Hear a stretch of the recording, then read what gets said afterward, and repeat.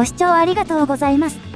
今回は、ついに今月開業する、芳賀宇都宮 LRT、通称ライトラインの動画です。1年半前からたびたびお届けしてきた路線の今、開業前から始まる変化に迫ります。このチャンネルで初めて取り上げる、例のあれにも注目です。ここは、東北新幹線や JR の在来線が乗り入れる、宇都宮駅。LRT の停留場は少し離れていますが、すでに話は始まっています。改札から後ろを向くと、商業施設のガラス窓に LRT の開業告知のメッセージが。隣には写真付きの PR もあり、開業ムードが盛り上がります。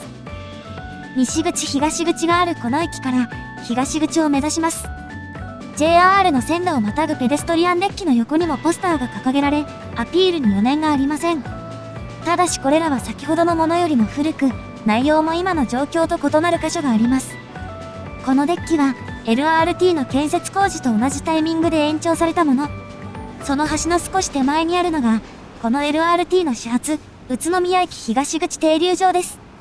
LRT に関する記載は隠されていますが、シートで覆われた看板は文字がうっすら読めるほか、奥の看板では、ライトライン乗り場の文字がしっかり出ています。ここから先に行く前に、この LRT の概要と、開業までの経過をおさらいです。芳賀宇都宮 LRT、通称ライトラインは、ここ宇都宮駅東口を起点に、宇都宮市と隣の芳賀町を通る、全長 14.6 キロの路線。駅周辺の市街地に加え、工業団地などへの輸送も担います。全部で19の停留場があり、去年4月には正式名称も決まりました。そのうち5カ所は、周辺の交通との乗り継ぎ拠点、トランジットセンターと位置づけられ、交通体系の再編も予定されています。これが LRT、ライトレールトランジットの特徴の一つで、低床式車両の活用による快適性向上、高い定時性や速達性などと並ぶものです。そしてライトライン構想の前身にあたる、新交通システムの整備構想は、80年代後半に制定されたもの。当時はまだ、路面電車が国内各地で廃止されてからそれほど経っていなかったこともあり、以前このチャンネルでも取り上げたような輸送期間が念頭にありました。今の構想が形になったのは、2001年。ルートの候補が絞られ、今のルートとほぼ同じものに決定。かつては駅の東西をまたぐ案や、ルートの真ん中あたりで道路から外れない案もありました。モノレールのような、高架式の交通機関も検討されていたものの、1キロあたり100億円以上ともされる建設費や、利便性、街づくりの観点から、LRT を中心とした計画になったのもこの頃です。15年には、運営会社の宇都宮ライトレール株式会社が設立、17年には整備工事が始まります。そして先ほどのペデストリアンデッキの先にある施設は、駅東側の再開発によって作られたもので、去年夏頃から順次オープンしていました。宇都宮はその歴史の関係上、JR の駅東側よりも西側の発展が先行していました。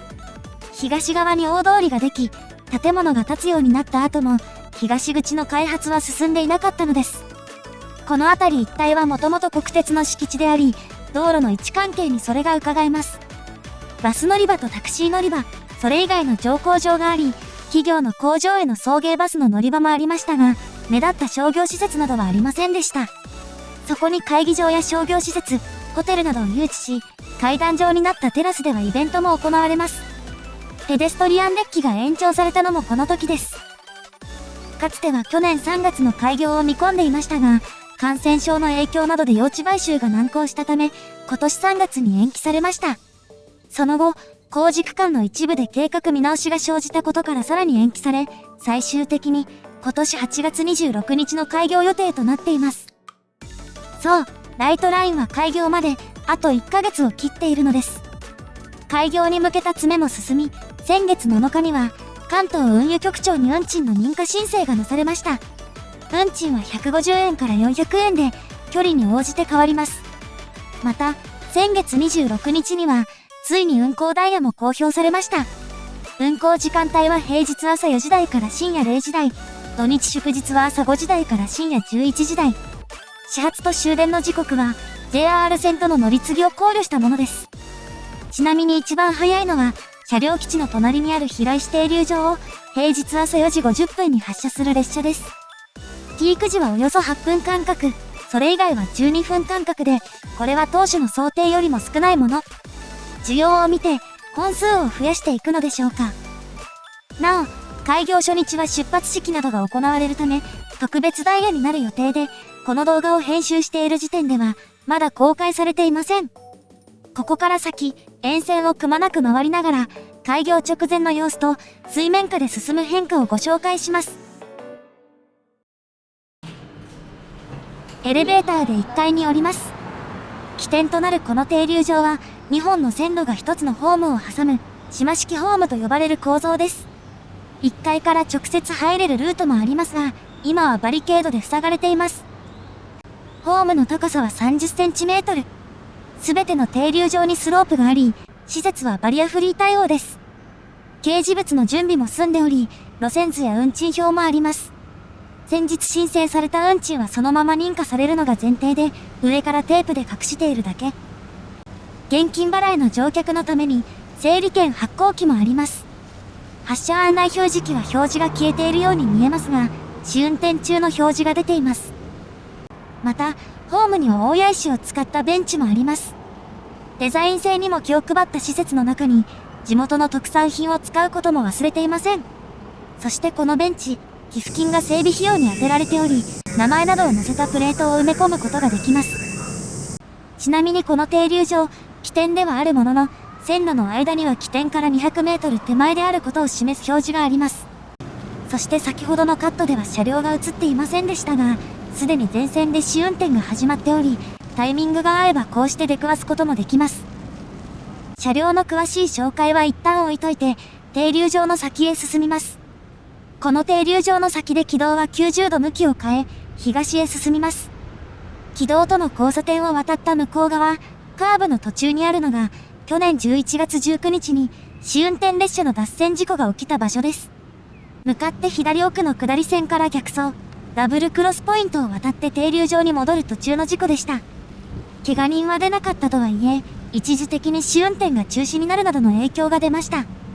今年2月には中間報告が、3月には最終報告書が提出され、左右のレールの段差をなくす工事や、レールの間隔を6ミリ縮める工事などが行われるとともに、同様の経路で走る場合、速度制限を時速5キロに抑えることとされました。この奥で軌道の上にかかる歩道橋からは、この先に伸びる軌道が見えます。以前は軌道と車道の間にバリケードがありましたが、先月24日の夜に撤去作業が始まり、2週間ほどかけて片付けられることになっています。ここから3キロ余り、軌道は道路の真ん中を通ります。ちなみにこの部分のレールには、マイナス30メートルの表示が。路線の起点は、意外と中途半端な場所にあるようです。なお、併用軌道区間では、車は横断と右左折の場合を除き、軌道の上は通行禁止です。交差点以外の場所で横断することもないよう、上下線の間にはフェンスもあります。そして最初の停留場がこちら、東宿号です。島式でないホームでは外側はガラスで覆われ、上部に黄色と黒の帯、そこに停留場名があります。すべての停留場は車椅子がすれ違える幅が確保され、ベンチもあり、安全に列車を待てるようになっています。そして併用軌道上では、ホームは互い違いに配置されています。これは、交差点の手前で車線を多く確保するための配置で、ここでは道路中央寄りの2車線が右折専用です。一方、この先では片側1車線で、渋滞が心配です。次が、駅東公園前です。名称の由来となった公園は、この北東200メートルの場所にあります。そして名称の下には、栃木銀行宇都宮東支店前の文字が。これは副名称で、全体の19のうち11の停留場に付けられています。前回、今年3月に訪れた時は新しい建物を建設中だった支店は、ほぼ完成。交差点の角にある看板は、この日の午前中に建てられたものです。今年3月、そして去年10月には、部屋が残っていたこのマンション。停留場に近いことをアピールしていますが、まだ売り切れにはなっていないようです。買うなら今ですよ。そしてこの先で、軌道は陸橋で別の道路を乗り越えます。この陸橋はもともと片側2車線だったものを、ライトラインを通すために1車線に減らしました。駅東側からの車が集まる場所の一つなので、利用者がライトラインへと移行しないと、大渋滞になりそうです。また、陸橋の付け根では、側道からの車線が一度合流してから分岐しています。車がクロスしない分さばきやすいですが、車線が少ないので、渋滞につながる懸念があります。ちなみにこの合流部分には、東宿郷バス停があります。実は駅東公園前は当初、東宿郷という仮名称でした。停留場とバス停の名称が対応していない場合もあります。そしてこの先の陸橋はライトラインのために架け替えたものではなく、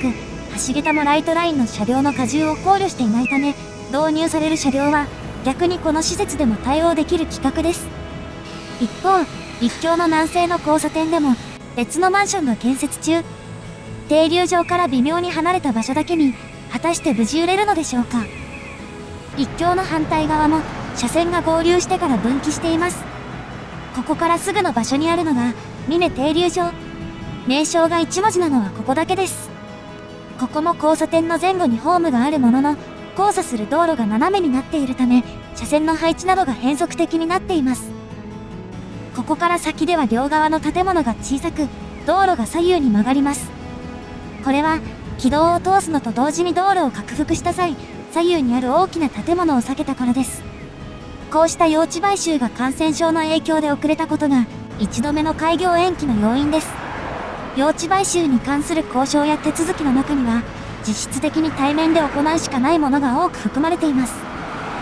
そして皆さんお気づきの通り、併用軌道区間の信号機は、電車連動式になっています。オレンジ矢印はライトライン専用ですが、宇都宮では馴染みのないものだったため、ウェブサイトなどで告知がされているほか、市民向けの告知イベントもたびたび行われています。